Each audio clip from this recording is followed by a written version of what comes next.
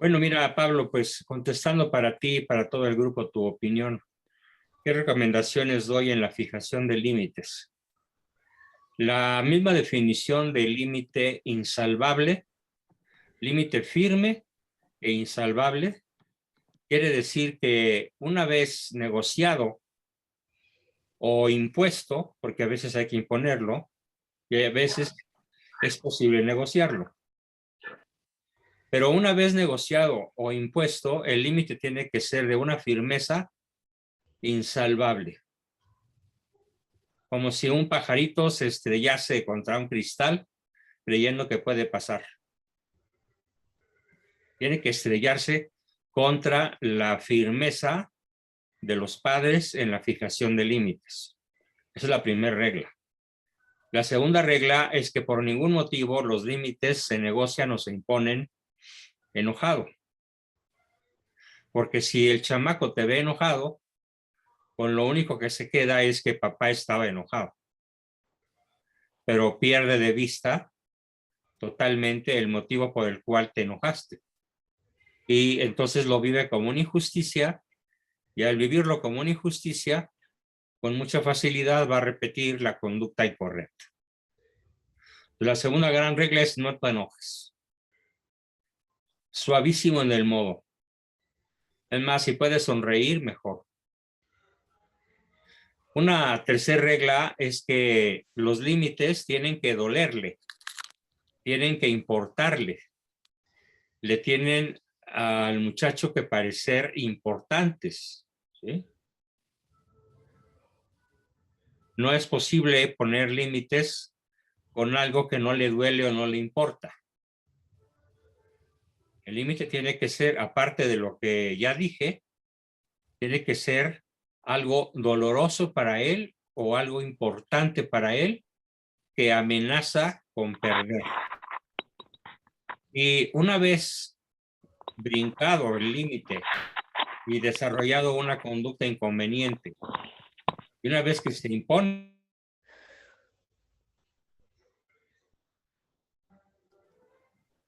Juan, disculpa, se cortó el micrófono porque estaba tratando de silenciar a otra persona que tiene los micrófonos abiertos, disculpa. hay que decirle, una vez colocado el límite, hay que decirle, por ejemplo, si él carece, se le quitan los celulares, el acceso a celulares, o el acceso a computadora, o un permiso para ir a ver a la novia, o al galán, cualquier cosa. Una vez que el límite está imponiéndose o colocándose como resultado de una conducta impropia, incorrecta, inadecuada por parte del chamaco, entonces hay que decirle, no es que yo te quite tu celular, tú lo perdiste. El que no lo tengas no es algo que me puedas, de lo cual me puedas hacer culpable a mí, tu padre. Es un convenio que hicimos y tú creías que no se iba a cumplir, pero como ves, se cumple a rajatabla y no hay vuelta atrás. Y durante el tiempo marcado en el convenio de límites, un día, 2 días, una semana, un mes, no lo sé, durante todo ese tiempo hay que esperar, y esta es una cuarta regla, hay que esperar a que el chamaco, el niño y aún el joven manipulen, griten, chillen, les den el superetaco, se desmayen, amenacen, griten, se enfurezcan, procurando rescatar el bien perdido. Señores padres de familia, hay que estar tremendamente preparados con la virtud de la fortaleza para resistir esos embates manipuladores de los niños que quieren recuperar su poder. Básicamente, Pablo, eso sería lo más importante en la fijación de límites. Si mi tocayo está por ahí, me gustaría que añadiera algún punto que a mí se me haya pasado. Muchísimas gracias, Juan. ¿Estás ahí, Juan Bosco? Sí, aquí estoy. ¿Te parece completa mi exposición o podrías añadir algo? No, me parece completa. Les digo, es que me perdí la pregunta, acabo de llegar y no supe la pregunta. ¿De cuáles podrían ser varias reglas para la fijación de límites? Muchas veces puede ser que no sepamos nosotros qué límite poner. o dudamos del límite. Ajá. Incluso puedes negociarlo con el afectado, inclusive, y él te puede dar una idea, y mejor de la que tú te puedes imaginar, ¿no? Si ves que exagera, pues bueno, lo mantienes en el centro, o si es muy débil, pues también, pero te das una idea, ¿no? Para fijar ese límite también, cuando tú no sabes cuál podría ser. Ajá, podría añadir eso. Gracias. Bien. Ok, bueno, pues entonces comenzamos nuestra sesión. Si les parece bien, con nuestra oración de siempre. En el nombre del Padre, del Hijo y del Espíritu Santo. Padre nuestro que estás en el Amén. cielo, santificado sea tu nombre. Venga a nosotros tu reino. Hágase, Señor, tu voluntad, así en la tierra como en el cielo. Danos hoy nuestro pan de cada día y perdona nuestras deudas, como nosotros perdonamos a nuestros deudores, y no nos dejes caer en tentación, mas líbranos del mal. Amén. Gloria al Padre, al Hijo y al Espíritu Santo, como era en un principio, es ahora y siempre, por los siglos de los siglos. Amén. En el nombre del Padre, del Hijo y del Espíritu Santo. Amén. Comenzamos. Bien, pues ya de una manera formal, la semana pasada comenzamos a ver las relaciones, las analogías, las coincidencias entre el pecado de soberbia y la psicopatología, que va desde una leve personalidad paranoide hasta una postura existencial paranoide, y con la posibilidad de llegarse a convertir en una verdadera paranoia. Así como hay un catarro ligero, hay una pulmonía coata, y puntos intermedios. Entonces lo importante es que nosotros detectemos, primero que nada, en nosotros, alguna de las actitudes a las cuales me estoy refiriendo. Vuelvo a recordar la palabra mágica que debe guiarnos a todos en el desarrollo de estos temas tan cruciales, y es la palabra autocrítica. Bien, en esta ocasión, habiendo visto ya la vez pasada, yo creo que de forma suficiente, el pecado de la soberbia y su relación con la postura paranoide, la personalidad paranoide, la paranoia y el delirio paranoico, vamos a ver ahora las relaciones entre avaricia y trastorno obsesivo compulsivo, llamado hoy TOC, ¿sí? Trastorno obsesivo compulsivo. Se abrevia, los gringos lo abrevian todo, pero bueno, vamos a aprovechar eso y se llama pues TOC, T-O-C. Hemos identificado la avaricia definida por la escolástica, por Santo Tomás de Aquino, San Buenaventura y los clásicos más importantes de la filosofía católica. Han desarrollado esto como el deseo desordenado de tener bienes materiales. Y la identificación del deseo desordenado, del TOC, con el deseo de tener bienes materiales de modo desordenado, sí, este es el pecado que late en el fondo de esa alma por acaparar lo que nos indican los santos padres. Casos típicos de trastorno obsesivo compulsivo es, por ejemplo, la de la señora, muy típico en ese país, que tiene tantas cosas que ya no sabe qué tiene, y que la mayor parte de las cosas que tiene guardadas son inútiles. Pero le encanta coleccionar cajas, bolsas, digo, bolsas no de elegantes como las de Louis Vuitton y esas marcas popis, no. Me estoy refiriendo a bolsas donde vienen los regalos, donde vienen las cosas que ella compra o que otros le compran. Es una acumuladora de cosas que ya no sirven para nada. En muchísimas ocasiones a lo largo de mi vida profesional, yo doy de alta a una persona TOC cuando es capaz de desprenderse de todas las cosas que ha guardado y que son verdaderamente inútiles. Hay que andar por la vida ligera de equipaje, todos ligeros de equipaje. No guardes chácharas, véndelas, regálalas, ¿sí? Alquílalas, sácales un provecho, pero no las acumules. No acumules dinero, no acumules riquezas, no acumules cosas, porque ese es el pecado de avaricia, que desde el punto de vista psiquiátrico se puede denominar como TOC, trastorno obsesivo compulsivo. ¿Por qué? Pues porque el afán de poseer bienes materiales y riqueza en el avaro supone un mecanismo de defensa ante la angustia de la carencia. Y la carencia es el miedo a sentirse sin recursos de todos tipos para afrontar cualquier situación nueva o inesperada en la que haya que tomar decisiones en un plan previo y preconcebido. El avaro cuenta su dinero de una forma compulsiva, comprobando rutinariamente, casi diríamos que ritualmente, las monedas, las escrituras de propiedad, los valores bancarios y cuanta cosa esté relacionada con el afán de acumulación de bienes materiales.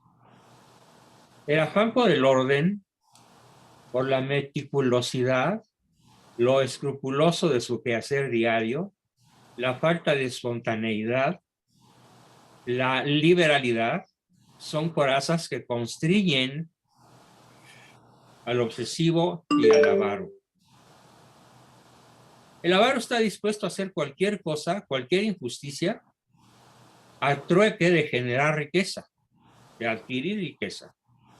Pero como no es para gozar de ella, sino para tenerla, encuentra en ella mecanismos de defensa racionalizadores que justifican a sus ojos esta tremenda injusticia. El avaro y el obsesivo lo son en pos de la seguridad, la rigidez y la obstinación en sus planteamientos, los plazos inapelables para lograr sus objetivos o imponerles a otros objetivos, los documentos firmados, los pactos que no admiten demora en el cumplimiento llevan al avaro a conductas que no dudaron en ser consideradas viciosas por todos los filósofos escolásticos sabios que ya he citado de toda la historia. Teniendo en cuenta que parecían anteponer la necesidad de acaparar antes que ocuparse de la salvación de su alma. Dicho de otra manera, al TOC y al avaro con TOC, le importa muchísimo más el bien material que el bien de su alma. El final de la película que ya les he recomendado, de la serie del Señor de los Anillos, la tercera película que se llama El Retorno del Rey, tiene un final predecible precisamente por la avaricia de los dos principales personajes. Tanto del personaje que a lo largo de la película aparece como el bueno, como del que durante toda la película aparece como el malo. Ambos son avariciosos, ambos son avaros y ambos desean el anillo de poder por encima de cualquier cosa. ¿Qué les pasa a cada uno de los dos? Mejor véanla para no echarles a perder una buena tarde de palomitas con la familia. Es un mensaje poderosísimo, maravilloso el de esta serie, la del Señor de los Anillos, pero particularmente la película número 3, que está llena de simbolismo de la teología católica y los más expertos los van a poder identificar. Pero lo más interesante es cómo terminan su vida los avaros y los que adoran el poder. Es el tema central de esta película. Bien, nosotros podríamos pensar que este pecado está muy lejos de nosotros. Y pues no está muy lejos de nosotros. ¿Cómo puede manifestarse de modo leve, pero molesto para los demás? Bueno, pues es la persona que pregunta muchas veces lo mismo. Es la persona que afirma muchas veces o niega muchas veces la misma cosa, a tal grado que alguien en su familia le dice, pero pues eso ya nos lo dijiste varias veces. Y esa persona insiste, ah, pues no importa, por si se les olvida, se los vuelvo a repetir. Es la persona que dedica más tiempo a que sus ollas estén relucientes, a que su persona esté reluciente. Como decían en Michoacán las viejitas de rancho, cuando una chamaca se iba a casar, le daban un consejo maravilloso.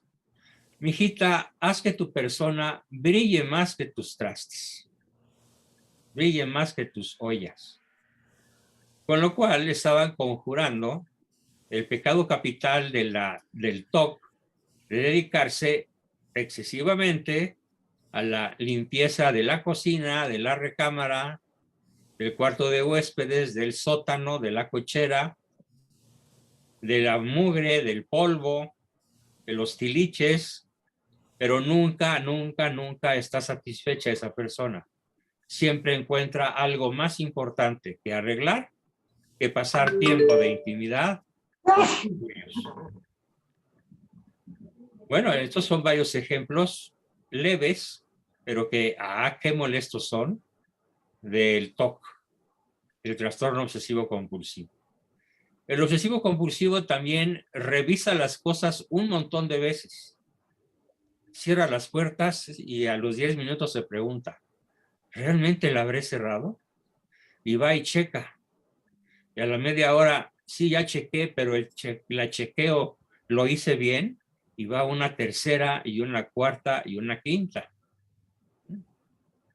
Claro, eso ya es más grave. O de las oraciones. Yo conocí muy de cerca a una persona que me contó que cuando ella era niña, le dejaban de penitencia por ahí de los 8 o 9 años. El sacerdote le dejaba de penitencia rezar 50 Aves Marías, o sea, un Padre Nuestro completo y la letanía completa. Y el padre le dijo, y pobre de ti si te equivocas, tienes que volver a empezar. Entonces, si la niña perdía la cuenta en el tercer misterio, en el Ave María número 7, y no estaba bien atenta a en dónde iba, la pobre niña tenía que volver a empezar. O si se caía un alimento al piso, todos sus familiares le decían, los papás y los abuelos, no lo levantes porque ya lo besó el diablo. Y una multitud de cosas que nos limitan en nuestro comportamiento espontáneo de la vida cotidiana por nuestro perfeccionismo, nuestra obsesividad, que en mayor o en menor grado nos molesta muchísimo, pero también y sobre todo molesta fuertemente al prójimo. Bien, hasta aquí mi explicación sobre avaricia y trastorno obsesivo compulsivo, y hacemos una pausa para que pregunten sobre el tema antes de ver el que sigue, que es el pecado de la lujuria y su relación con el trastorno histriónico. Vamos a ver entonces preguntas sobre el tema de la avaricia y el trastorno obsesivo compulsivo. ¿Quién quiere comentar, preguntar o decir algo? Buenas noches. Adelante, Humberto. Está relacionado este trastorno, ya que usted habló de la carencia, por ejemplo, de la carencia de afectividad o carencias de caricias que desde la niñez una persona pudo haber tenido y por esa carencia intentó llenarla con otras cosas. Adelante. Sí, tu pregunta tiene una contestación afirmativa. De hecho, lo dije, es un mecanismo de defensa contra el sentido de carencia. Una persona que carece en su niñez de la maravillosa experiencia, de las caricias incondicionales, del tiempo de juegos y de intimidad, y del reconocimiento frecuente de sus padres y familiares en general, si tiene esa brutal carencia, esa terrible hambre de CTR, a lo largo de su vida lo más probable es que desarrolle diversos trastornos, pero el que más fácilmente puede desarrollar es justamente el que acabo de referir. Porque pocos trastornos se relacionan de una manera tan clara con el sentido de carencia, como es el trastorno compulsivo-compulsivo, relacionado íntimamente con el pecado de la avaricia. Bien, espero que esto conteste bien tu pregunta. Doctor, a ver, sí, ¿Quién dijo? Luz González. yo, así. Sí, sí, doctor, gracias. Por ejemplo, en el TOC, ¿verdad? ¿Hay niveles o, Hay o sea, puede ser porque ahorita que dijo eso, dije, "Ay, Dios mío", pero nunca lo consideré que fuera un trastorno. Digo, la puerta sí, como que salgo de la casa y digo, ay, la cerré. A veces me he regresado para chequear, ¿verdad? Y lo de las bolsitas, ¿verdad? De regalo, pero porque se reusan, ¿verdad? Y hay que reciclar, ¿verdad? Entonces, no sé si sea un nivel de TOC. Podemos decir que el TOC tiene 5 niveles. En un primer nivel, se llamaría nivel inocuo, que podemos aceptar a la persona con sus pequeñas chifladuras. No molestan, no causan improductividad, no causan ansiedad. Por eso decimos que es un nivel inocuo, ¿sí? En un segundo nivel hacia abajo, podemos denominarlo nivel molesto. Molesta a él mismo, ¿sí? Y molesta a los que lo rodean. No gravemente, pero hay alguna molestia. En el nivel 3 ya lo ponemos con el signo de dudoso. Ya está en medio de la balanza y no sabemos si está cargado hacia la salud mental o hacia la enfermedad, hacia la virtud o hacia el pecado. Es un individuo difícil de definir, pero ya es complicada su personalidad en términos de avaricia y de pecado y de rasgos del TOC. El nivel 4 es un nivel grave. Tiene obsesiones graves que lo paralizan, que lo angustian, e incluso lo pueden hacer sujeto de que sea necesario e indispensable darle medicamentos contra la angustia, ansiolíticos. Porque él solito se angustia. Él genera sus propias angustias. En el quinto nivel ya tenemos al obsesivo compulsivo de hospital, que incluso necesita largos periodos de encierro para poder ver la posibilidad de que se cure, cosa que en ese nivel ya es particularmente grave, es muy grave y en la mayoría de los casos incurable. Dado que estás ahí sentadita y que has sido capaz de asistir al curso con mucha regularidad, pues yo te clasificaría en el nivel 1. Gracias. Tus rasgos TOCs pues me parecen inocuos, porque pues, no molestas a nadie y no te molestas a ti misma. Pero si los incrementas un poco, entonces vas a molestar a quien vive contigo y puedes caer al 2. Ya cuando tu esposo, tu papá, tu hermano te dice, ay, pero ya rezaste esa oración 5 veces. Aguas. Eso es un rasgo obsesivo. ¿Sí? No me refiero al Santo Rosario, que está constituido para repetirse así.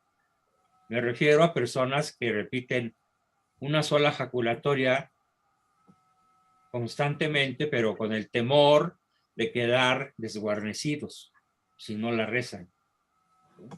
El que reza por temor necesariamente tiene un rasgo TOC que va del grupo medio al grupo grave. No se reza por temor, se reza por amor. Bien, espero haber contestado tu pregunta. ¿Quién más quiere comentar o preguntar? Yo tengo una duda también. ¿Quién dijo duda? Dani López. Adelante, Tani. Gracias. No sé si solo esto pasa en mi familia y en mi entorno, pero me he percatado de algo. Cuando las personas se comienzan a ser mayores, yo he notado, y repito, no sé si solo sea en mi entorno o en mi familia, que se vuelven un poco más avaras. gente que no era así en su, o sea, años antes, más jóvenes, al final comienzan a hacerse como muy avaras, no solo con los demás, sino con ellos mismos, de no querer gastar ni siquiera en ellos mismos. ¿Será esto algo común o solo pasa en mi entorno? No, eso pasa en cualquier lugar de la tierra, en cualquier época histórica, en cualquier raza, lengua, religión o cultura. La vejez tiene muchos síntomas físicos, mentales, espirituales, académicos, gonadales. Desde muchos puntos de vista se puede analizar a la tercera edad, ¿sí? Y, por ejemplo, en mi caso, que ya cumplí 78, pues yo ya soy de la pelea antepasada, no se dan ciertos rasgos porque intencionalmente los combato, porque sé que estoy en riesgo de caer en lo que acabas de decir. El riesgo es inminente. Entonces estoy mucho al cuidado de mí mismo, de no incurrir en esas actitudes avaras, díscolas, en donde el punto de partida es la inseguridad que generalmente tiene la persona de tercera o cuarta edad, de ser abandonado, de ya no ser tomado en cuenta. En mi caso, ese riesgo está a 1000 años luz, es imposible prácticamente, por lo muy numerosa de mi familia. En todos puntos de vista, tanto la familia original como la mía, somos una legión. Entonces el sentimiento de desamparo o soledad, pues no está a la vuelta de la esquina, lo veo prácticamente imposible. Aún así, los riesgos de volverse acumulador, tacaño, inseguro, son fuertes. Y hay que combatirlos con lucidez mental. A propósito, con esa constante autocrítica sobre uno mismo para no permitir esta y otras muchas desviaciones en las que la tercera edad solemos caer. ¿Bien? Sí, muchas gracias. Doctor, Bueno, una sí. pregunta. Okay. ¿Quién dijo, doctor, una pregunta? Yo, Pablo, Pablo, adelante. Pablo me primero, gustaría, luego la siguiente persona. sí, me gustaría que me ayudaras. ¿Cómo encontrar ese balance, ese sano equilibrio entre, obviamente sabemos que ser avaro no es sano para nuestra alma, no nos lleva a un bien. A la misma vez, encontrar un equilibrio en la parte donde ser un buen proveedor para ti mismo, o sea, hacer, digamos así, un buen plan de vida, ser sabiamente, pedirle a Dios esa sabiduría para inclusive preparar esos años en el futuro para tener una vida digna, ¿no? Si no bien con abundancia, pero al menos con dignidad. ¿Cómo encontrar ese punto de equilibrio o qué pasos dar? Obviamente la prevención, la organización o la Mira, inversión inclusive. para mí en ese sentido lo más importante es algo que me ha gustado mucho toda mi vida, tanto en mí como en quienes me rodean, y es la sobriedad. ¿Sí? Por ejemplo, si tú me preguntas cuántas prendas, Juan Bosco, tienes que sean ropa de marca, te voy a decir 0. Ninguna. Porque comprar ropa de marca implica un gasto 3 o 4 veces mayor que irte a comprar en una venta de garage o en una tienda como Suburbia o Electra o la que quieras. La sobriedad es signo de equilibrio. ¿Cuántas cosas? Bueno, con esto de la sobriedad y la sencillez, voy a ilustrar les voy a contar una anécdota bellísima, extraordinaria, de uno de los personajes que yo más admiro en mi vida intelectual y profesional, y es nada menos que el filósofo griego Aristóteles. Cuando Alejandro se fue de campaña por la India y tardó 3 años en regresar, regresó cargado de oro, plata, perlas, piedras preciosas, telas extraordinarias, especias y cuanta riqueza saqueó de los reinos de la India, que no era uno solo, eran diferentes reinados. Y cuando llega donde está su maestro de filosofía, Aristóteles. Alejandro estaba tan contento que le dice a Aristóteles: maestro, le ruego a usted que se pasee por mis 500 tiendas, las cuales todas están llenas de riquezas extraordinarias, y que tome para usted, querido maestro, aquello que le apetezca, en gratitud de todo lo que usted me ha enseñado. Y Aristóteles dijo: gracias, y se fue a pasear por los canales donde estaban formaditas las tiendas, y se metía a una, la analizaba con vista cuidadosa durante algún tiempo, se salía, entraba a otra, y así durante algunas semanas recorrió las 500 tiendas, o las 300, o las que hayan sido. El número es lo de menos, pero sabemos que eran muchísimas. Y una vez que hubo visitado el campamento de los botines, el tremendo botín acostumbrado por este fantástico guerrero Alejandro Magno. Media hora después. Ahí me van a correr de ahí también. Por favor, hay un micrófono de Ana Gloria. Ana Gloria, por favor, si puede, su micrófono está abierto. No la localizo. Ana Gloria. La encontré. Ok, adelante, doctor Juan. Bueno, y entonces Alejandro recibió a su maestro Aristóteles en su palacio imperial, después de que Aristóteles hubo recorrido todas las tiendas con las fabulosas riquezas traídas. Y le preguntó a Alejandro Magno a Aristóteles: ¿con qué te quedaste? ¿Qué escogiste para ti? Y la respuesta de Aristóteles todavía retumba en las cabezas de las personas que conocemos esa respuesta. Le dijo: ay, Alejandro, tú no entiendes nada de lo esencial. ¿Pero por qué, maestro? Mira nada más cuántas cosas inútiles fuiste a traerme. Y se salió de las tiendas sin tomar ni un solo alfiler, porque todas las fabulosas riquezas que había traído Alejandro a su maestro, que vivía dignamente de la cátedra en Atenas, le parecieron absolutamente inútiles. Pues hay que tener en cuenta cuántas cosas hoy tienen nuestros hijos que son inútiles. Es increíble la contracultura del regalo del juguete. ¿Sí? Hay niños que tienen los cuartos de los juguetes atascados, de manera que ya ni siquiera pueden jugar en ellos. ¿Sí? O personas que tienen en su casa pequeña 5 o 6 televisiones, prácticamente una por cada habitante o más. Es decir, la acumulación de las cosas inútiles es una indicación maravillosa de lo que no nos conviene hacer. Sobriedad, sencillez, ahorro, y huir del lujo. Algo que hacemos las personas con mayor capacidad intelectual y con mayor ambición espiritual de llegar un día a unirnos con Dios, ¿sí? No nos gusta el lujo, ni el boato, ni la presunción, ni todo aquello que nos haga llamar la atención desde el punto de vista físico. No, para nada.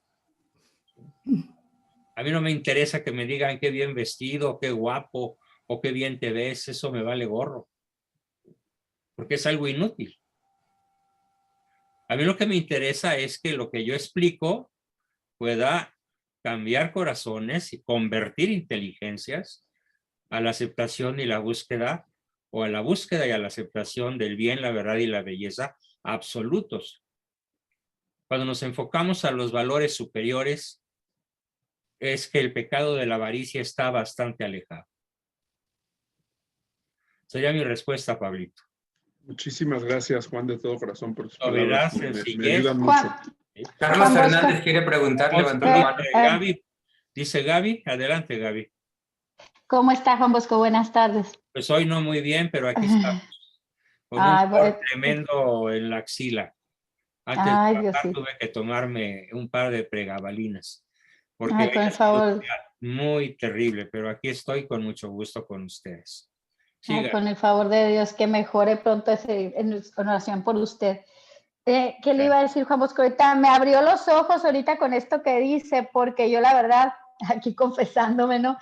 Yo confesándome públicamente, qué bien, yo tenía muchos problemas de TOC y nunca los había relacionado con eso, y la verdad es que yo mucho tiempo, y no digo que ya me lo quité, pero sí lo he logrado, gracias a Dios, disminuir. Sí tenía una así como obsesión de acumulación de, no necesariamente cosas innecesarias, pero así como dice usted, cosas de darme mis gustos, de presunción, ese problema que he estado, ya tengo tiempo trabajándolo, y ahorita que estaba diciendo eso, empecé a como analizarme, y sí me di cuenta que desde que empecé a trabajar ese lado de la avaricia, o sea, no lo había visto así, mis TOCs que tenía sí se han disminuido, pero no puedo decir que totalmente, y ahorita me es así como que mi cabeza pensando, no, sí, me falta mucho todavía por trabajar, pero sí es cierto, antes tenía muchos TOCs, muchas así de las cosas que mencionó, y ay, que ese no puede ser posible, y ahorita digo, pero ya no tanto, y me doy cuenta que esa parte de la obsesión por cosas que sigo todavía batallando, pero que sí logró disminuir, ha bajado, entonces pues sí hay una relación, nunca lo hubiera pensado. Y ahorita el comentario que hizo el muchacho anterior, no me acuerdo su nombre, de qué hacer, yo hace algo, yo antes, me da vergüenza decirlo, pero lo voy a decir, yo antes me da vergüenza decir, cuando le rezaba a Dios, le pedía a Diosito que me pueda comprar, y de verdad, o sea, mis oraciones eran una cosa banal, horrorosa, antes de mi conversión, ¿no? Y empecé de que tengo mi proceso de conversión 3 años y medio para acá, y que esa parte me ha costado mucho quitármela. Un día me encontré con un proverbio que a mí me ha ayudado mucho, y que sustituí mi oración de ese tipo que yo tenía por esta. Dice, Señor, que no me falte, que yo le pido que a mí y a mi familia no nos falte, que nos desesperemos, ni nos sobre, que nos olvidemos de ti, que tengamos lo suficiente para una vida digna y para poder ayudar a los demás. Y esa misma oración, aunque al principio, sinceramente, cuando la empecé a hacer, me costaba hacerla, porque yo de verdad es que pedía cosas materiales, y cuando empiezas a ver que las cosas materiales no importan, que realmente lo que tienes tú es que alimentar las cosas espirituales y del alma, y empiezas, a lo mejor al principio no te nace hacer la oración, pero la empiezas a hacer diario, le empiezas a hacer en tus rosarios, y ya no estás pidiendo, quiero tener esto, tú sabes, yo siempre digo, tú sabes, Señor, lo que necesito que me ayude a estar cerca de ti, no me des más, no me des menos, pues eso, que no esté desesperada ni agobiada por eso, ni tampoco que por tener más pierda el piso, ¿no? Entonces, creo que esa oración a mí me ha ayudado mucho desde que empecé a hacerla, y como que a concientizar. Aquí hay toallas. A ver, la persona que está hablando, pero no conmigo, que apague su micrófono, por favor. Bien, continúa, Gaby, termina. Pues ese es el comentario que quería hacer. A mí se me hizo así como un descubrimiento ahorita que lo dijo, y que sí vi la relación de disminución de la avaricia con disminución del TOC, y yo no sé si de adelantarme una pregunta, no para que me la responda, solo para saber si se va a responder adelante o no, porque yo tengo un problema de déficit de atención e hiperactividad, y tengo un niño con un problema muy serio de déficit de atención e hiperactividad. Y a mí una vez un primo, que me ha ayudado mucho a mí en mi proceso de conversión, me decía, porque mi hijo está medicado, y me dice, yo me estuve medicando, también, yo nunca me mediqué de niña, sino cuando se lo detectan a mi hijo, me pide la psicóloga y todo, que yo también me atienda, me medique porque lo puedo ayudar mejor. Entonces yo estuve de grande, me mediqué, dije, bueno, si lo voy a medicar, me medico yo. Y hasta que llegó un momento en que dije, me decía mi primo, tienes que quitarle esos medicamentos al niño, tú no lo necesitas, Dios sana. Y él me decía mucho, es el pecado, me dice, algo tiene que haber ahí por lo que tú padeces de eso, tu hijo padece de eso. Y yo así, pero pues, ¿por qué pecado? ¿Por dónde? No sé si se va a responder. Yo lo único que sé que después de un ayuno que hice el año pasado, me atreví a decir, ¿sabes qué, señor? Voy a dejar el medicamento porque yo si un día no lo tomaba, me daba una ansiedad horrible y necesitaba correr por el medicamento de vuelta porque no me lo había tomado, o sea, porque te genera una dependencia. Y ese día, el último, que fue como los últimos 3 días de ese ayuno, dije, Señor, ¿sabes qué? Voy a confiar en ti, lo voy a dejar y yo sé que voy a estar bien y no lo voy a necesitar. Lo dejé sin ninguna ansiedad, sin ningún... Y ya ahorita ya no dependo de él, pero ahora yo quisiera, o sea, digo, ¿cómo puedo yo hacer eso con mi niño que tiene 10 años? Porque yo sé que el Señor sana, pero a mí pues me ha llevado todo un proceso de que todavía sigo trabajando y tengo muchas metidas de pata y muchas cosas que cambiar, pero pues que voy en el camino, voy a mi, trato de misa diario, de comunión diaria, y eso creo que a mí me ha ayudado, pero ¿cómo puedo ayudar yo a mi hijo en ese problema? Y si sí es una relación con algún pecado. Fíjate que, bueno, Gracias. luego tu hijo tiene relación con algún pecado que sería tremendamente complejo y que nos llevaría muchas horas de análisis en ti y en tus familiares, papá y mamá probablemente, identificarlo. Mejor vamos a hacer esto, como es algo tan complejo y tan individual, plantéamelo en mi chat personal y yo te contesto lo antes posible. En forma Muchísimas gracias. ¿Sí? Muchas gracias, Juan Bosco. Bien. Muchas gracias. ¿Alguien más había dicho yo? Carlos. Carlos. Adelante, Carlos. Hola, buenas noches. Ay, es que se me estaba acabando la pila y me pasé a la computadora. ¿Sí tengo audio? Sí, Sí, se escucha. Ah, perfecto, gusto saludarlos. Muchas gracias. Hola. Tengo una inquietud. Yo durante 5 años conviví con un buen amigo allá en Monterrey y él me manifestó en algún momento que tenía el TOC. Sin embargo, él me dijo que era con una cuestión de, y sí lo vi, lo experimenté, que se lavaba las manos repetidamente antes del COVID, por supuesto, Sí. de una manera pues, totalmente obsesiva, compulsiva, y su camioneta era muy sucia, pero no logro identificar ningún rasgo de él con avaricia. Al contrario, era una persona muy generosa y solíamos ir de misiones o regalar comida cuando se podía, ciertas situaciones de generosidad, pues. Entonces, no sé si él esté confundido, que no sea ese trastorno, sea algo diferente, porque él se ha querido atender de esa forma, pero no ha logrado mucho aún. Entonces tengo esa inquietud, si es forzosamente relacionado con la avaricia o no. Contestando tu pregunta, no hay enfermedades propiamente, sino enfermos. Ok, sí. Entonces, de un caso a otro puede haber variaciones extraordinarias. Claro. ¿Sí? Finalmente podemos decir que la enfermedad de cada individuo, aunque sea clásica y reconocible por ciertos rasgos universalmente convenidos por todas las entidades con autoridad psiquiátrica, de todas maneras no deja de haber diferencias individuales muy notables.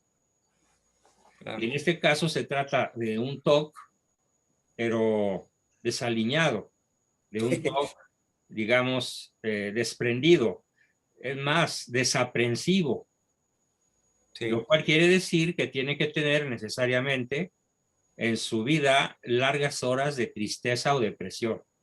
Sí, él sí se paralizaba porque cuando llegaba a un caso extremo... Fíjate, yo sin conocerlo te estoy diciendo por qué está cochino su coche. Porque él está deprimido. Sí, también. Porque Sí, solamente una persona deprimida maneja con la mugre a bordo. Sí. Con el desorden. ¿Sí? Sí, Es sí, más, es cierto. es clásico. En muchísimas ocasiones yo he pedido, a ver, quiero ir a tu casa y que me enseñes tu recámara. Y con solo ver la recámara es la mitad del diagnóstico. ¿Mm? Claro, aparte de los tests y de las entrevistas y de los factores, pero la suciedad y el desorden son típicos de la depresión. Y una cosa que es muy interesante que todos aprendan es esta. En la escala de trastornos mentales, tenemos desde los leves, ¿sí?, hasta los muy graves, pasando por los 5 escalones que mencioné. Bueno, en todo caso, fíjense bien, esta es una regla universal. En todo caso, el trastorno que está aquí se está defendiendo para no caer en el que está acá. Y ese que está más abajo se está defendiendo para no caer en el que está más abajo. Y ese que está en el colmo de la enfermedad mental, ¿de qué se defiende? Con su locura. Grábenlo, por favor, de la muerte. ¿Sí? De la muerte. Hay un caso muy sonado en Inglaterra de un famoso psiquiatra forense que le tocó dar un dictamen sobre la persona de un asesino serial que le encantaba ahorcar personas. Y el diagnóstico psiquiátrico era que este individuo que ahorcaba personas tenía una doble personalidad. Y cuando él estaba en su personalidad saludable, adaptada, era un médico. Y era un médico exitoso, con buen rendimiento y con una clientela que lo apreciaba. Y cuando él entraba en su fase tétrica, en su fase, digamos, psicótica, él no recordaba y no conocía quién era cuando estaba saludable. Había una disociación absoluta de las dos personas. Y entonces este psiquiatra que lo recibió como paciente, tuvo como objetivo uno solo: demostrarle a este individuo que él era los dos a la vez. Y a pesar de que él sabía que las reglamentaciones le prohibían lograr ese objetivo, lo hizo y lo logró.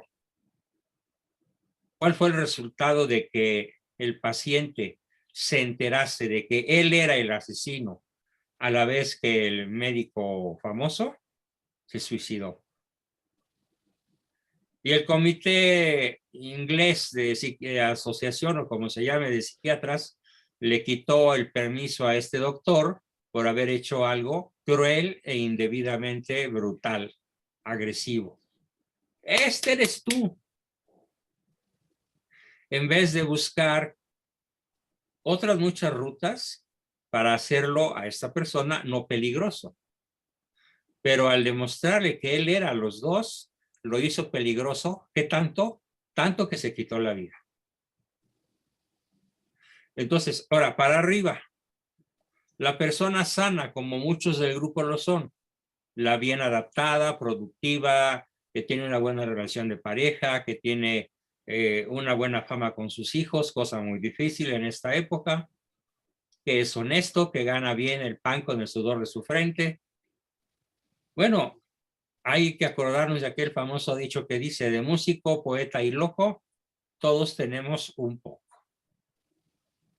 ¿Quiénes serían los dos únicos seres físicos absolutamente limpios de toda neurosis? Pues nada más dos: Jesucristo y su madre.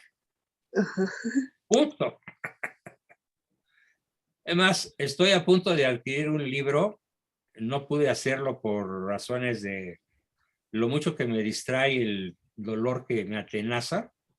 Un libro que deseo leer con mucha fruición, que se llama Defectos graves de grandes santos.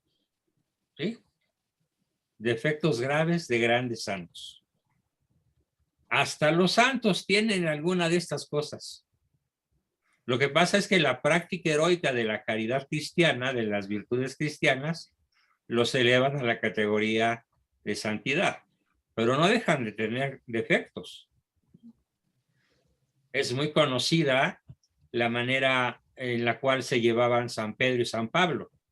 El uno y el otro eran mutuamente insoportables y discutían con mucha frecuencia, porque San Pablo juzgaba a Pedro como muy manga ancha y Pedro juzgaba a Pablo como muy severo. ¿Dónde hemos oído eso? Este debate se ha devanado a lo largo de 2000 años. Y no hay como el justo medio. Correrse al centro. Y ni San Pablo ni San Pedro escucharon a un director espiritual que les dijera: no exageres, Pablo, eres muy duro con tu discurso. Y sí, el discurso de Pablo es durísimo. no entrarán al reino de los cielos, bla, bla, bla, bla, bla, bla. ¿Sí? Y ya no lo digo para que Facebook no me vuelva a castigar 30 días.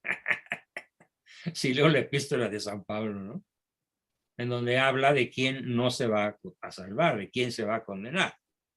Y en cambio Pedro era muy piadoso. Señor, te pido por las almas descarriadas, tócalos con el manto de tu misericordia, de tu caridad, yo doy la vida por ellos. Dos estilos totalmente diferentes y exagerados, ¿sí?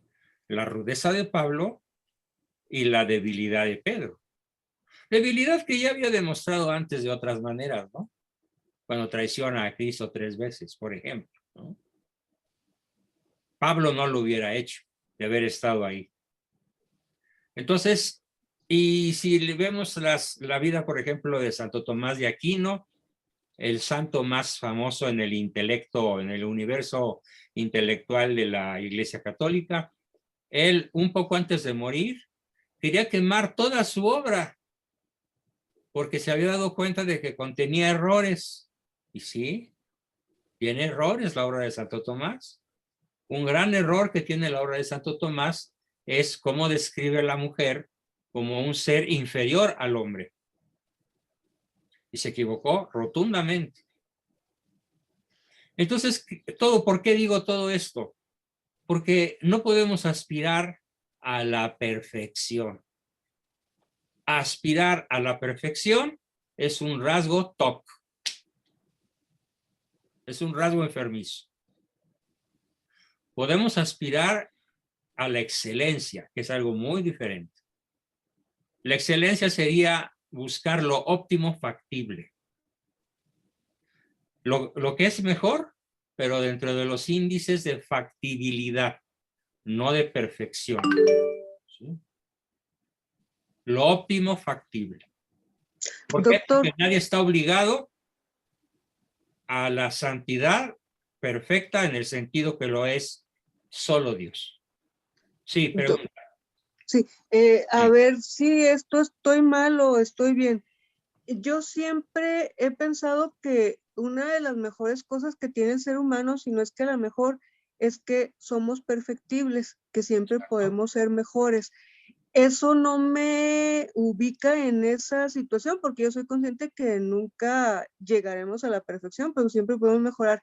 ¿Estoy en el lado malo o estoy en el lado bueno con esa opinión? Yo creo que estás en el lado bueno porque estás ejerciendo autocrítica. Ah, ok, muchas gracias. Sí, así de simple es la respuesta. Y si una persona está, como tú, atenta a su conducta y buscando no lo perfecto, sino lo mejor, entonces estás del lado claro de la fuerza, ¿no? No del lado oscuro, como se dice ahora. Muchas gracias. Muy bien. Continuamos la sesión con el siguiente trastorno. El siguiente trastorno es la lujuria. Y la lujuria está íntimamente relacionada con lo que en psiquiatría se llama trastorno histriónico, que es el que padecen una actriz sí y la otra también, un actor sí y el otro también. Parece ser que el mundo de la farándula es el mundo de la lujuria.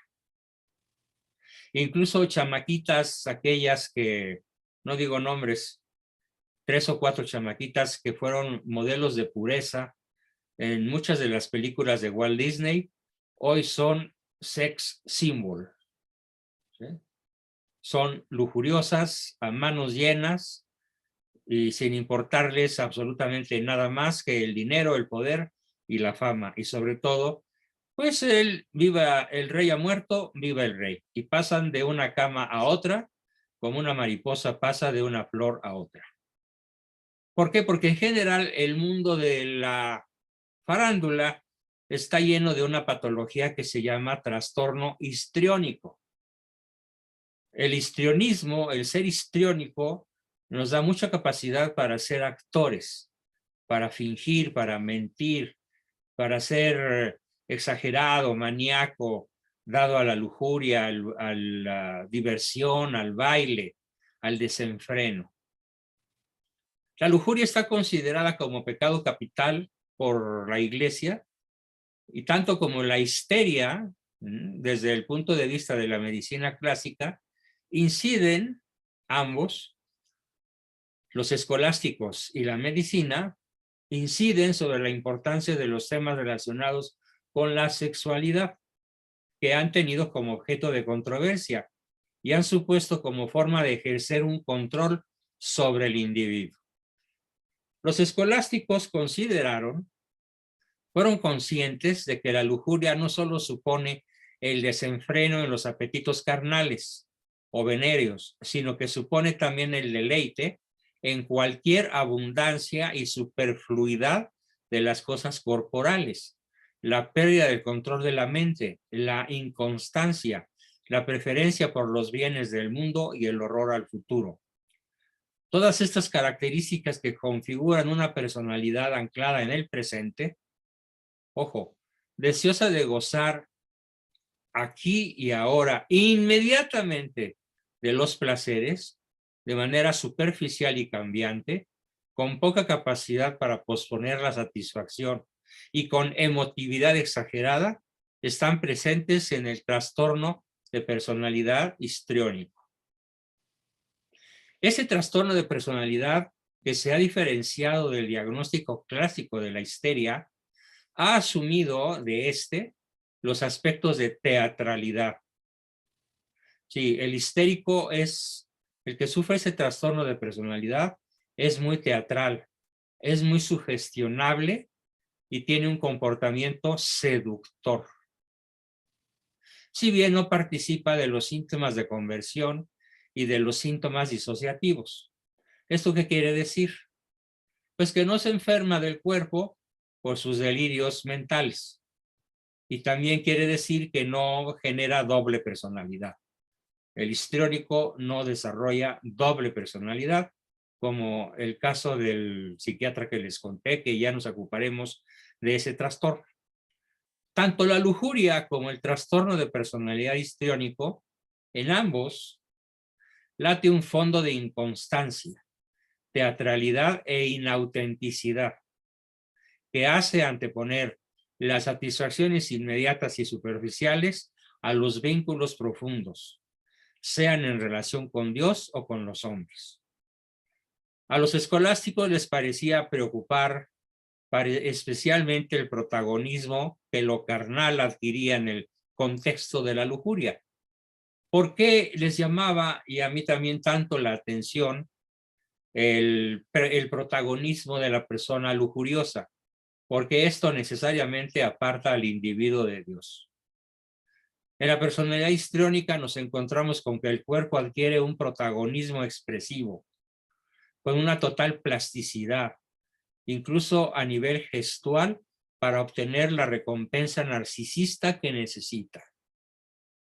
Y entonces la lujuria puede empezar por un guiño de una chamaca a un varón, o por un movimiento sensual de un varón a una dama.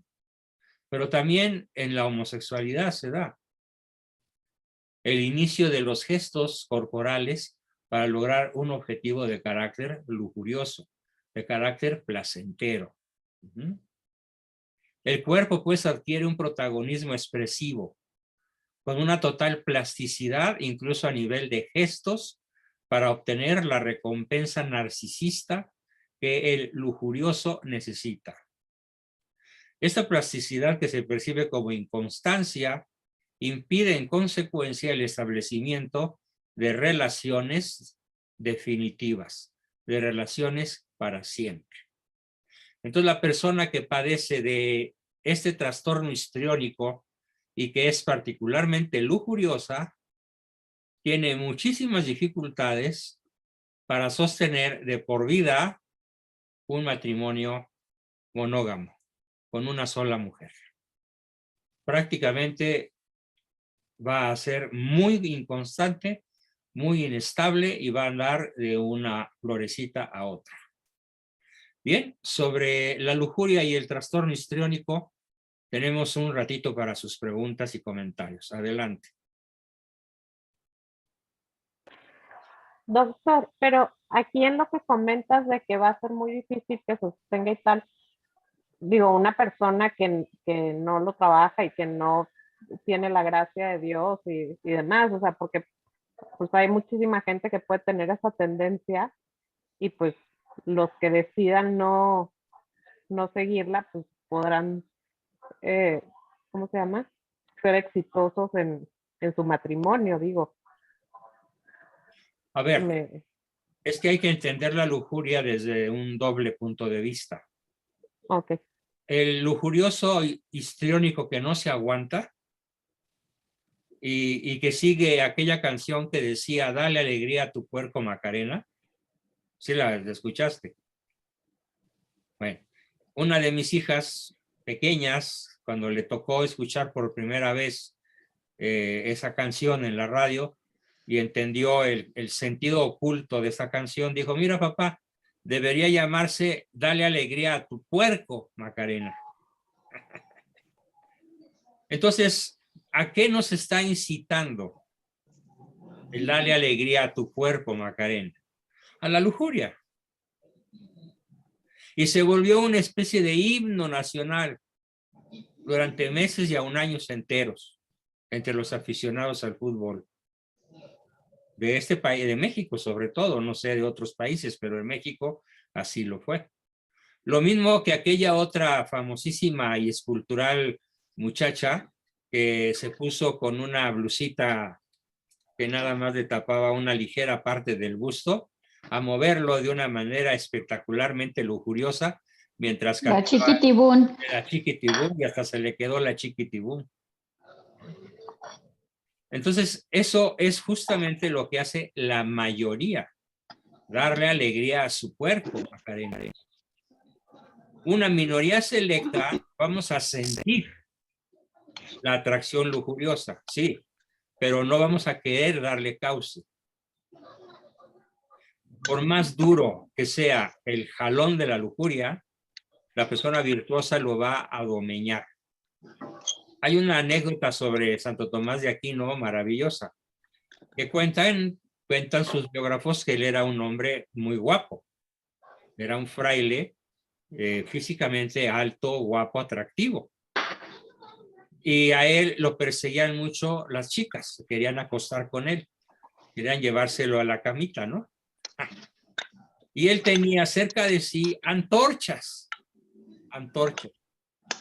Y cuando se le acercaba a su lugar de trabajo, alguna de las petainas que estaba por ahí tratando de sobornar, de seducir al santo, él encendía su antorcha y la perseguía por toda la habitación hasta echarla a la calle. Entonces él era particularmente sensible a la atracción femenina, pero como había hecho votos de castidad, pobreza y obediencia, ¿sí?, él obedecía sus votos por más trabajo que le costaran. Entonces, sentir no es el pecado. Consentir sí lo es. El que siente lo combate y vence. Si tiene la gracia de Dios y el deseo de una vida que lo conduzca finalmente al cielo, haciéndolo de manera sencilla. Y el que no le interesa esto, pues no lucha y se deja llevar y le da alegría a su puerco Macarena. Y chiquitibún a la bim bomba y a darle vuelo a la hilacha, ¿no? ¿Y qué es primero, el pecado o el trastorno? ¿O son juntos? Paralelos. Okay. Son paralelos. Es más, es como, ¿qué genera qué? ¿Qué genera qué? Es como un círculo vicioso. Es una especie de autoservicio, en donde el trastorno histriónico incentiva la lujuria y la lujuria incentiva el trastorno histriónico. ¿Sí? Bien. ¿Alguna otra pregunta sobre el tema de lujuria y trastorno histriónico?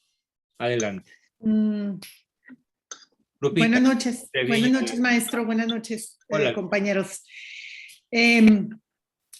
Bueno, este tema, el tema de hoy me ha gustado mucho porque como que tiene muchos casos prácticos, ¿no? Tal vez pudiéramos seguir analizando algunos casos, está padre. A mí me llama la atención cómo, por ejemplo, en las redes sociales está invadido, infestado de chavas que siempre están enseñando todo. Entonces, estoy impactada de ver el gran vacío que hay y lo que son sus ideales y lo que son sus metas y viven para eso. Y antes decías, bueno, es que estas son mujeres así y asado, pero ahora, o sea, es por parejo. O sea, difícilmente ves la decencia, el recato, el pudor, o sea, eso ya no existe, o mínimamente. Entonces, como que sí me da mucha tristeza y otra cosa que me llama mucho la atención, digo, y con todo respeto lo digo, no, para cualquiera que se sienta, no lo tomen personal, pero por ejemplo, esta moda de los tatuajes, que está fuertísima, ¿no? O sea... El tatuaje es una acción narcisista patológica. Sí, o sea, a mí la verdad se me hace horrible, la verdad. Y luego la gente, es que uno chiquito aquí, uno chiquito acá, o sea, yo digo, ¿qué sienten? O sea, porque esa necesidad y luego de estarlos enseñando y luego cada vez son más grandes y cada vez son en más lugares.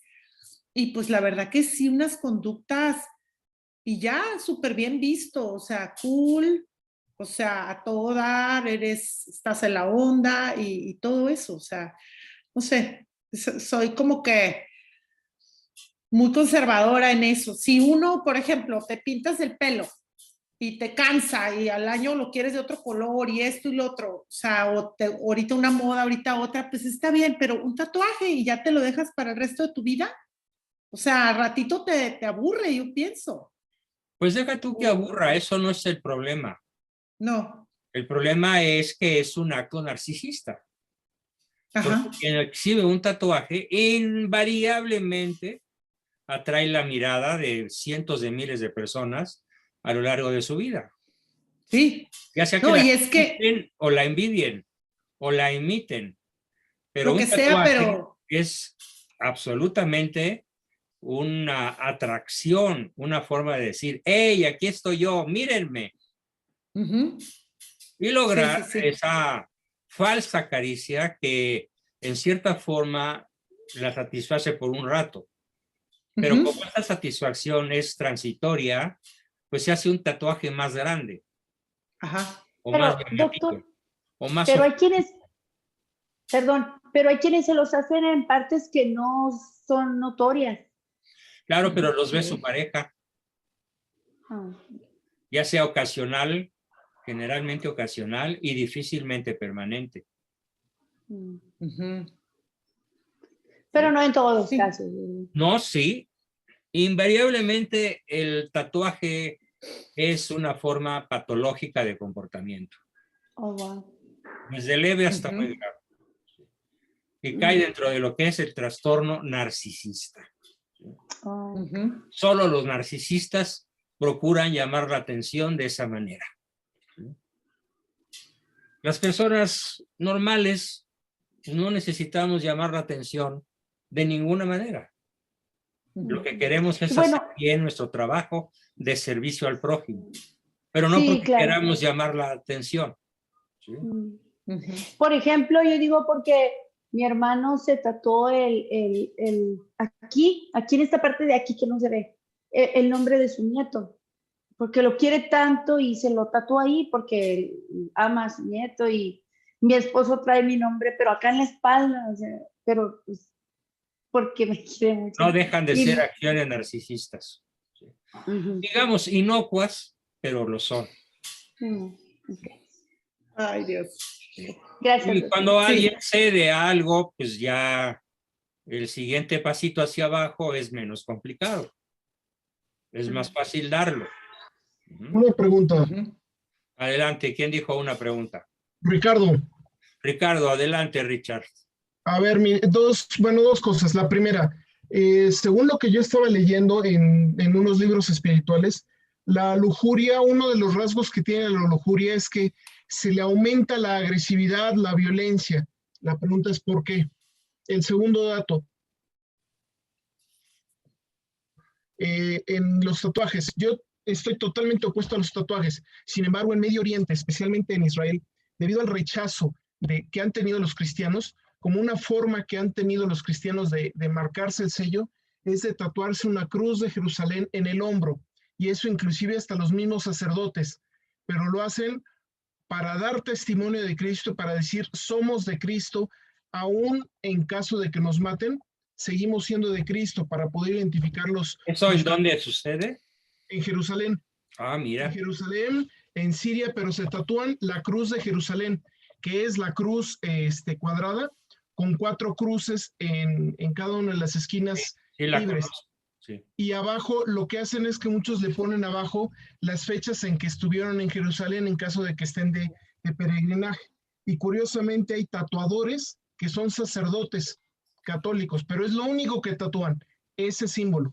Ah, pues qué interesante, ¿no? Qué interesante.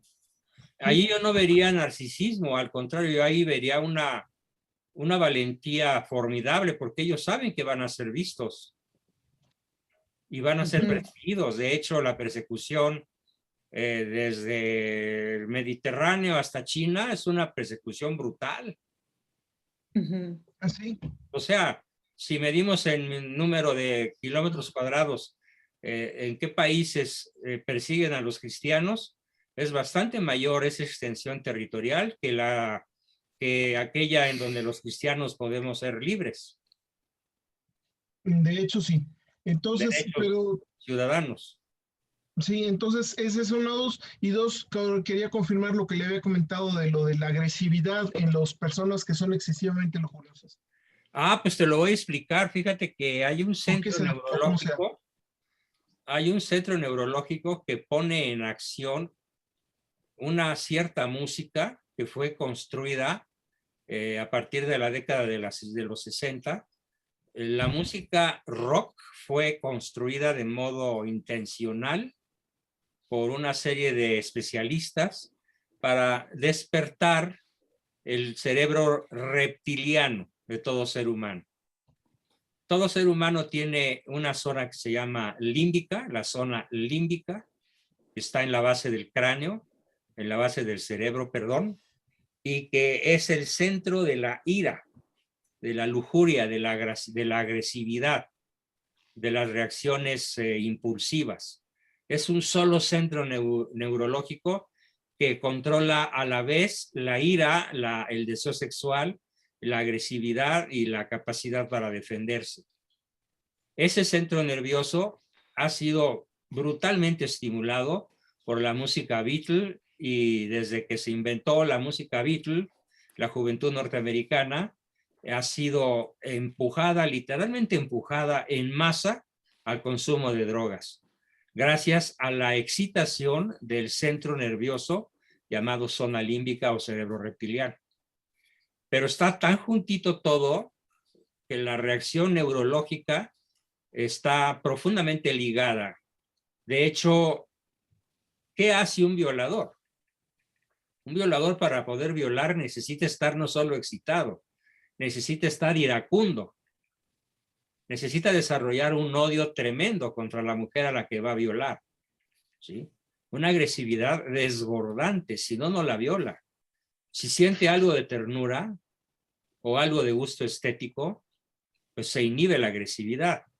Entonces, aquí va íntimamente ligado la lujuria con la agresión, gracias a que ambos, la lujuria, la agresión, la ira, están concentradas en una parte del cerebro muy selecta y muy bien identificada. Doctor Juan, una pregunta. Hay que aprender a dominar la serpiente, ¿no? A dominar el reptil que todos tenemos dentro, que es obviamente la zona oscura y la que en un momento dado puede inclinarse hacia comportamientos luciferinos o comportamientos pecaminosos extremos, o incluso hacia una personalidad psicopática, de la cual ya hablaremos en este ciclo. Bien, ¿quién más quería preguntar? Doctor, yo Pablo, le voy a preguntar lo que no le he preguntado en un año. Tiene que haber una relación entonces entre un trastorno de lujuria y la base de su enseñanza que usted nos ha dado de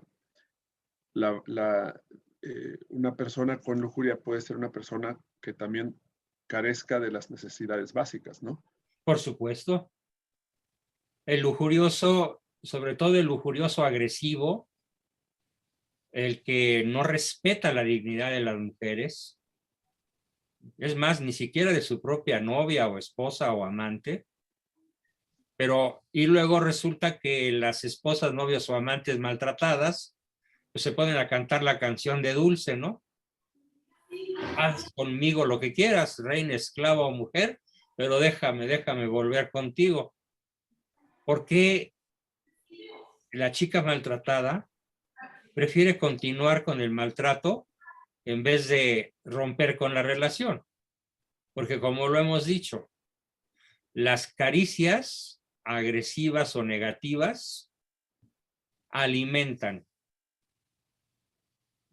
Nadie está dispuesto, todo mundo está dispuesto a meter la mano en una canasta de caricias dolorosas antes que carecer de ellas.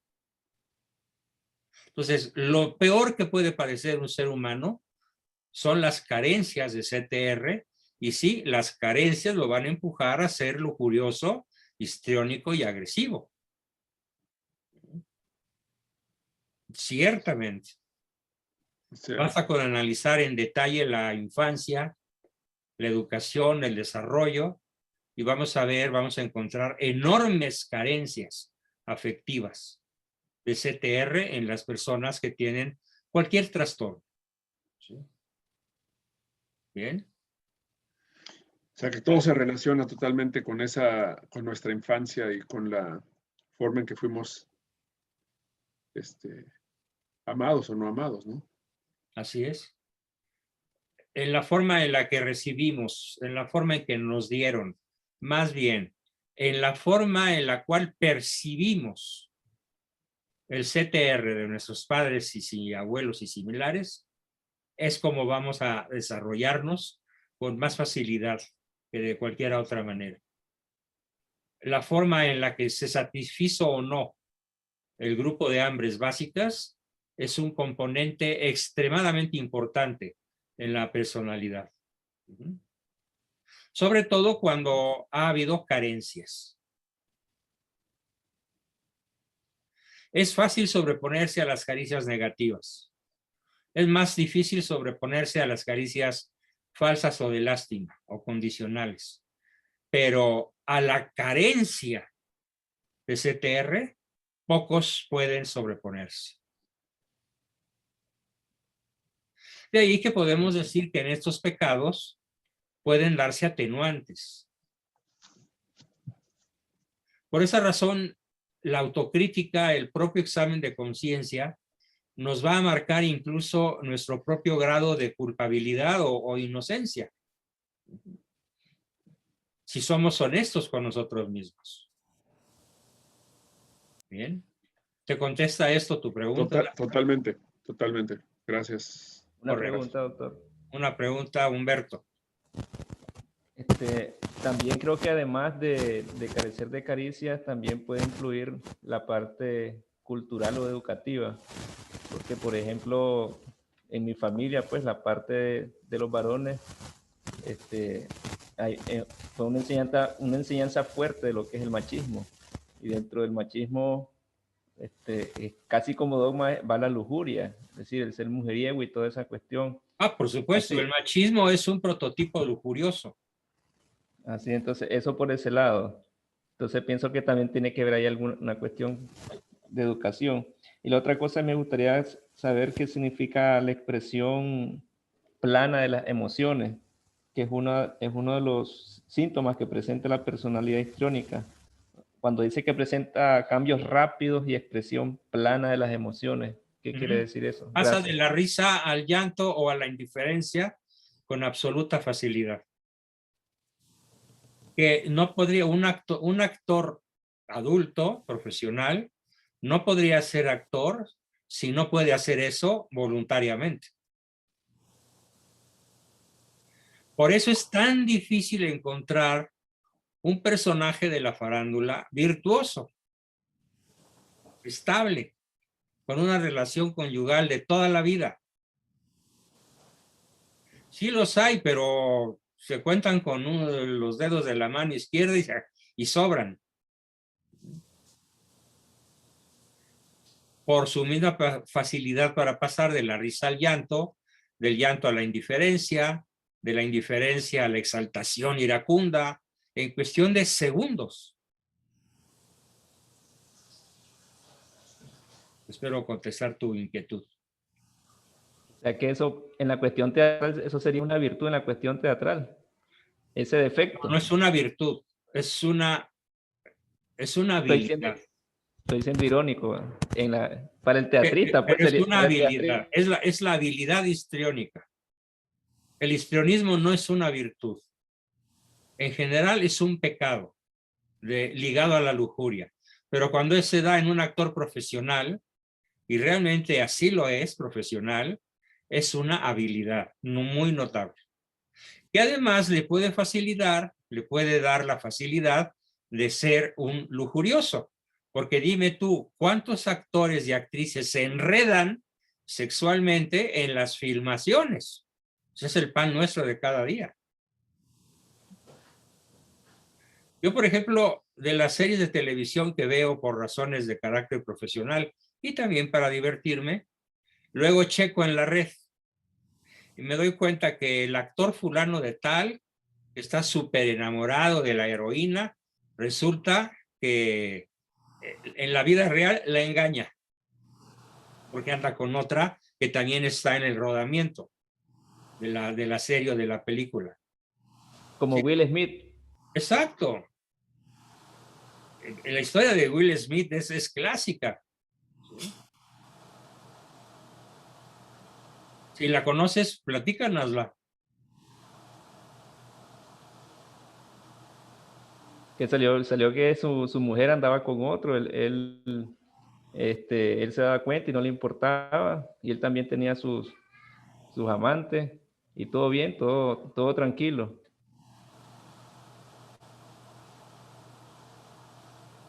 ¿Sí? Muy bien, ¿alguna otra pregunta? Todavía tenemos 2 o 3 minutos. Yo, doctor, tengo dos Adelante, cuestiones. Maru. Sí, Maru. La primera es preguntarle, yo había estudiado en algún momento que que el cerebro límbico y el cerebro reptiliano son diferentes. No sé, tú lo estás nombrando como lo mismo. O sea, el cerebro Sí, límbico ya como las emociones. entrando en mayor detalle, sí son etapas del desarrollo distintas, pero están íntimamente relacionados.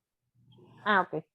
Y también se relaciona la corteza cerebral superior, porque el individuo que tiene una fuerza reptiliana desbocada se da cuenta.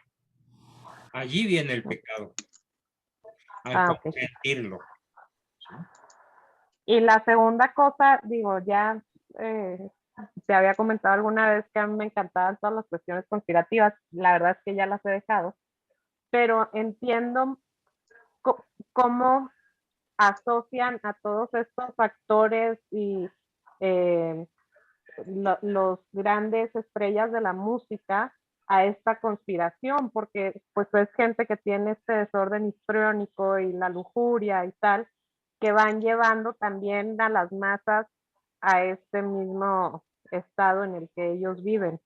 Entonces, digo, no sé qué tanto sea conspirativo y a propósito, o qué tanto es pues que de eso se alimenta la farándula y, o sea, se alimenta de personas que traen ese quebranto y son las que quieren brillar en ese ámbito. ¿Sí me explico? Sí, tienes toda la razón, pero se dan todas esas posibilidades que mencionaste. Okay. O sea, todo lo que dijiste se da en mayor o menor grado. Ok, gracias. Es tan compleja el alma humana, la personalidad humana, que ahorita lo único que estamos haciendo es verla de modo en un campo de generalidades, ¿no? Ya las particularidades las podríamos ver con cada uno de ustedes si es que alguien tiene una consulta más profunda, más individual, pero no en el foro abierto, sino de modo personal. Sí, doctor. Porque cada cerebro, cada cabeza es un mundo. Sí, Luz, Loli. A mí me llama la atención lo que mencionó de que dependía de que no nada más de cómo recibió no las caricias, sino de la forma en la que lo percibió. Claro, Que la porque persona... acuérdate de cómo se llama mi libro. Solo quien se siente amado. Ajá, y eso me recordó un fragmento cortito, que dice, un poema bien bonito que dice que el hecho de que, bueno, pensamiento, el hecho de que alguien no te ame como tú quieres que te ame, no significa que no te ame todo lo que te pueda amar. O sea, por un lado, la capacidad del que ama, pero por otro lado, el que está siendo amado, lo que espera, su expectativa. A lo mejor su expectativa estuvo mal o excesiva, no sé, un niño que así esté como que necesitando, a lo mejor por traumas en el parto, en el embarazo, cosas así, también lo puede hacer percibirse mal amado aunque no lo sea. Bueno, la pregunta es tan compleja y me siento ya un poco mal. Tengo que terminar la sesión. Al empezar las preguntas de la próxima sesión, te ruego que me las reformules para que no se pierda la contestación. Muy bien, gracias. Gracias a todos, muy buenas noches y nos vemos el próximo lunes. Gracias, doctor. Muchas gracias. Buenas noches.